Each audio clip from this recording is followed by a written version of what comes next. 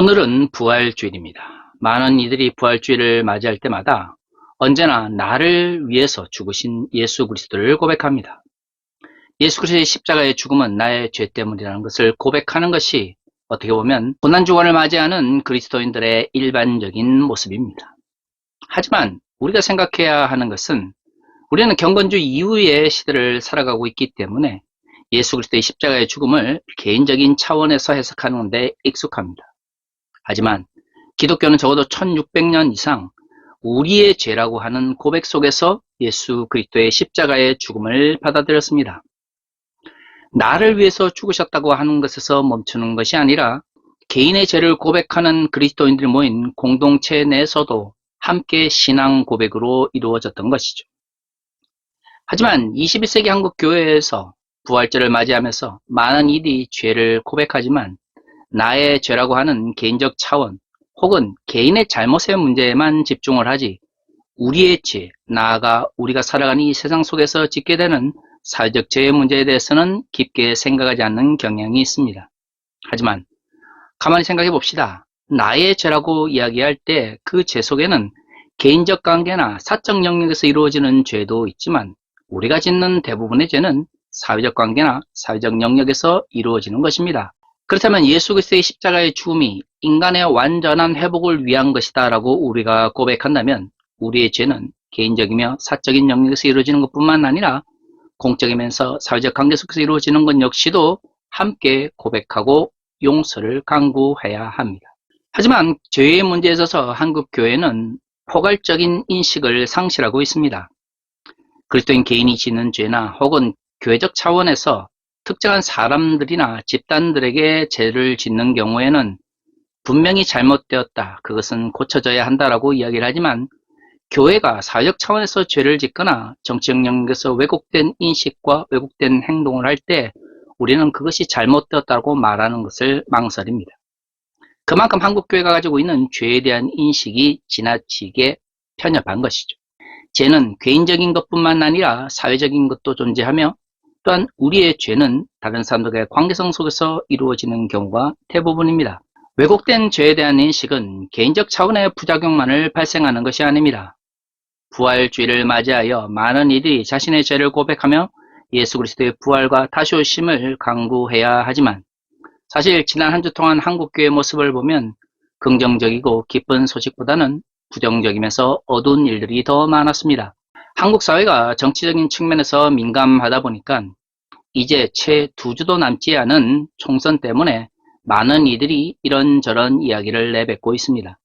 문제는 한국 교회가 고난주간과 부활절이 옆에 있음에도 불구하고 많은 목사님들이 불법적인 선거운동에 적극적으로 참여하고 있다는 것입니다. 지난주에도 말씀드린 것처럼 설교 시간에 특정한 정당이나 정치인을 지지하는 설교를 하는 것은 불법입니다. 하지만 지난 한 주간을 돌이켜보면 자신이 좋아하는 정치인이나 정당을 지지하는 왜곡된 형태의 설교들이 너무나 넘쳐나는 것을 보게 됩니다. 왜 그러한 잘못된 행동들이 한국교회에 넘쳐나게 되었을까요?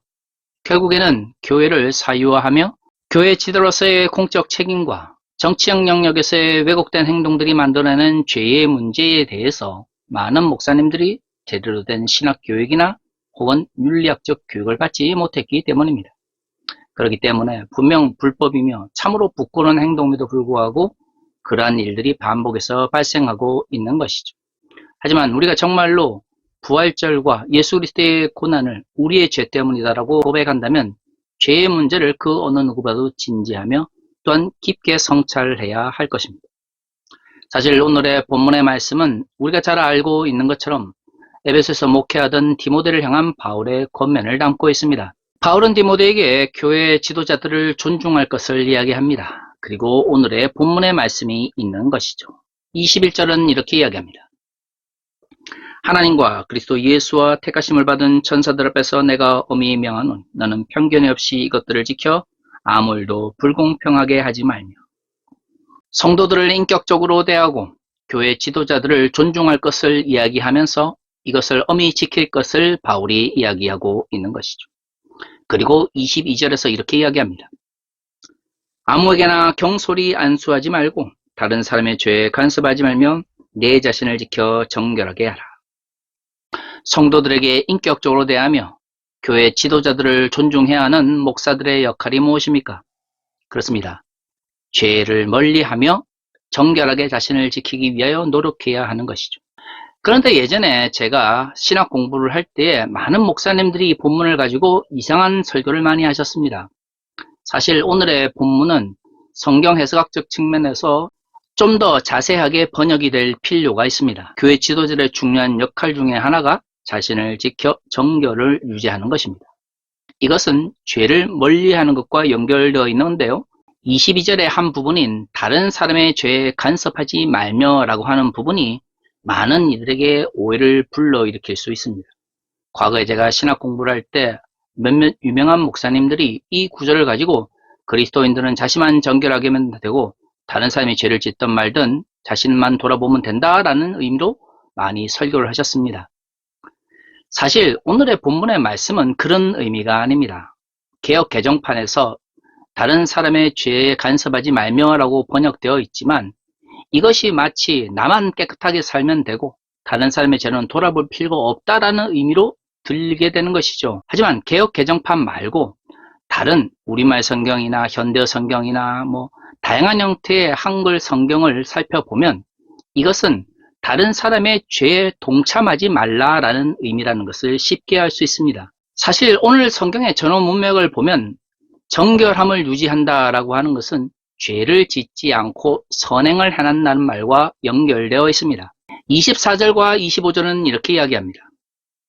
어떤 사람들의 죄는 밝히 드러나 먼저 심판에 나가고 어떤 사람들의 죄는 그 뒤를 따르나니 이와 같이 선행도 밝히 드러나고 그렇지 아니한 것도 숨길 수 없느니라.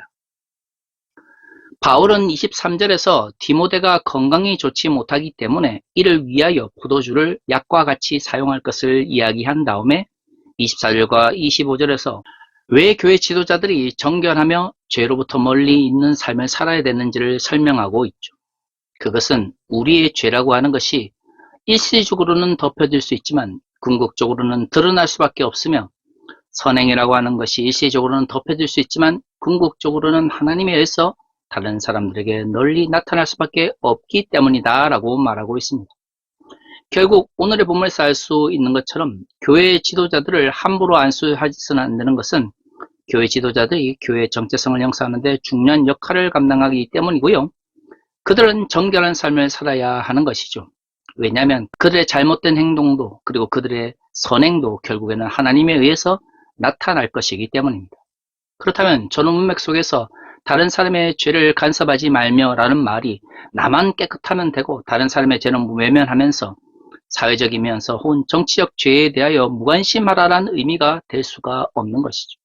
그래서 제가 루터 비벨과 또한 엘버펠더 비벨도 살펴봤는데요. 똑같이 이렇게 번역하고 있습니다. Habe nicht teil an fremden Sünden. 직역하면 너는 낯선 혹은 다른 사람의 죄에 대하여 참여하지 말라라고 되어 있습니다. 제가 헬라어 성경도 살펴봤는데요. 메데 코이노네이라고 되어 있습니다. 우리가 교회의 정체성을 이야기할 때 가장 많이 이야기하는 코이노니아가 바로 이 코이노네이에서 온 명사입니다. 그렇기 때문에 교제하지 말라라는 말, 직역할 때 그런 의미고요. 은밀한 의미에서 이것은 다른 사람의 죄에 참여하지 말라라는 말로 번역될 수가 있는 것이죠. 한글 번역이든 독일어든 아니면 헬라어 성경이든 조금만 우리가 이것에 관심을 가지고 살펴보면 이것은 나만 깨끗하면 되고 다른 사람이 죄를 짓든 말든 너희는 신경 쓰지 말라라는 의미가 아니라 너는 교회 지도자로서 다른 사람들이 죄를 짓는다 할지라도 자신은 정결함을 유지하기 위해서 노력해야 하는 것이고 다른 사람이 짓는 죄에도 불구하고 끊임없이 선행을 하기 위해서 노력해야 된다는 권면하고 있는 것이죠. 근데 마치 이상하게 한국교회에서 과거에 이 본문은 개인적 영역에서만 깨끗하게 살면 되고 사회적이면서 정치적인 죄의 문제, 공적이면서 국가적 차원에서의 잘못에 대해서는 외면해도 된다라는 의미로 왜곡되어 사용되어졌습니다. 사실 교회 역사가 2000년입니다.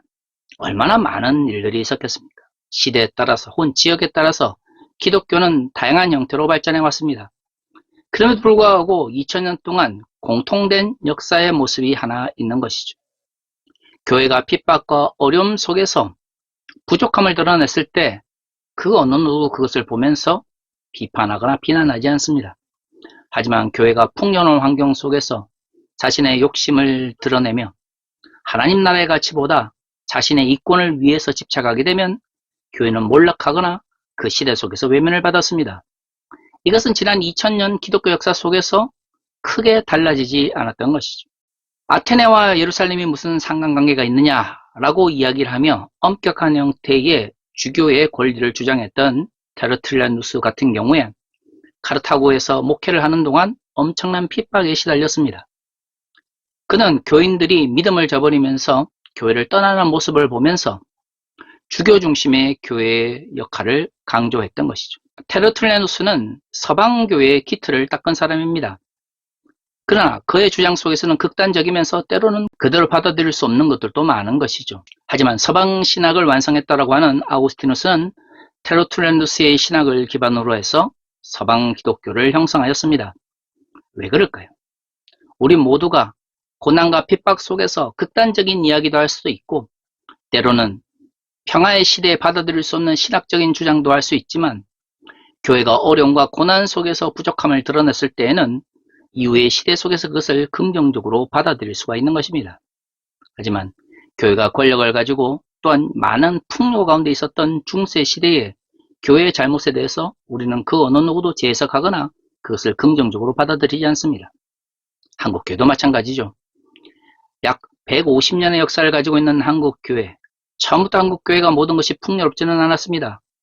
과거에 교회가 부족하고 여러 가지 어려움 속에서 신앙을 지키기 위해서 노력했을 때는 그런 부족함 속에서도 충분히 교회가 재해석되어지고 재평가받을 수가 있었던 것이죠.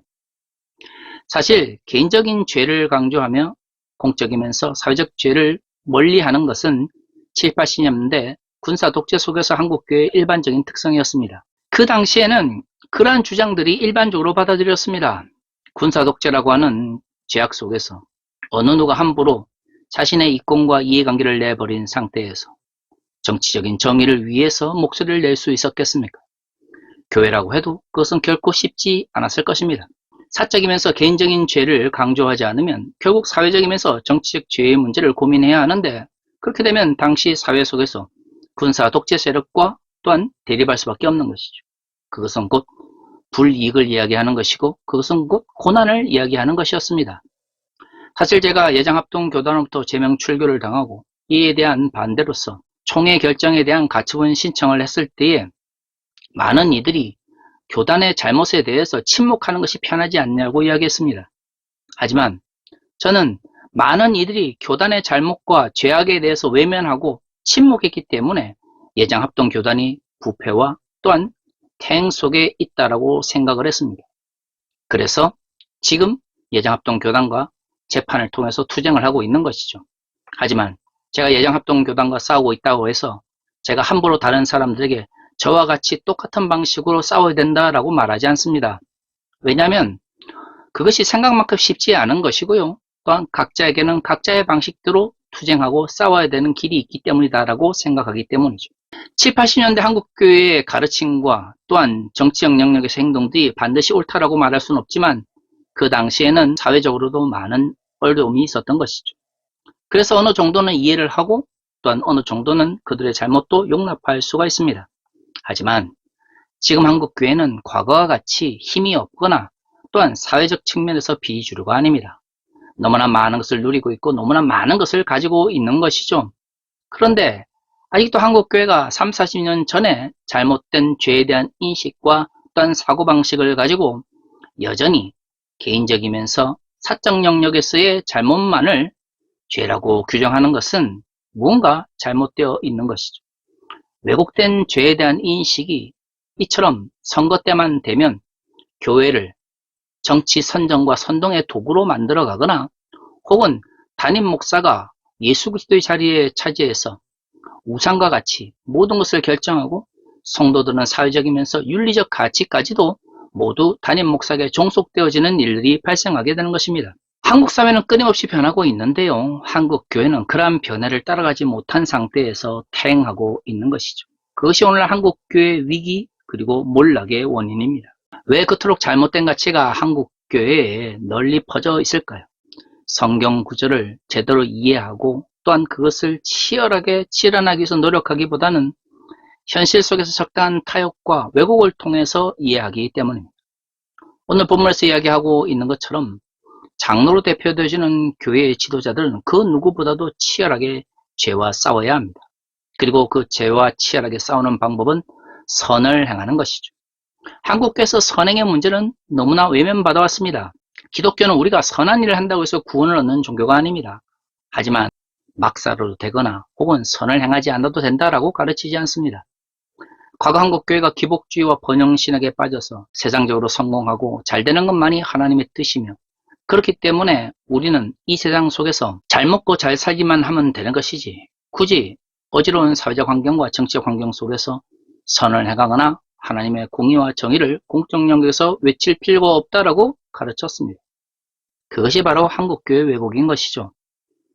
과거에는 환경적으로 그럴 수밖에 없었다라고 하더라도 21세기 한국교회가 여전히 그런 전 근대적 가치 속에서 살아가고 있다면 그것은 단순히 환경이 그런 것이 아니라 이권을 위하여 예수 그리스도의 복음을 의도적으로 왜곡하고 있는 것입니다. 교회는 하나님의 은혜를 이야기하면서 동시에 그리스도인들의 선행을 함께 이야기해야 됩니다.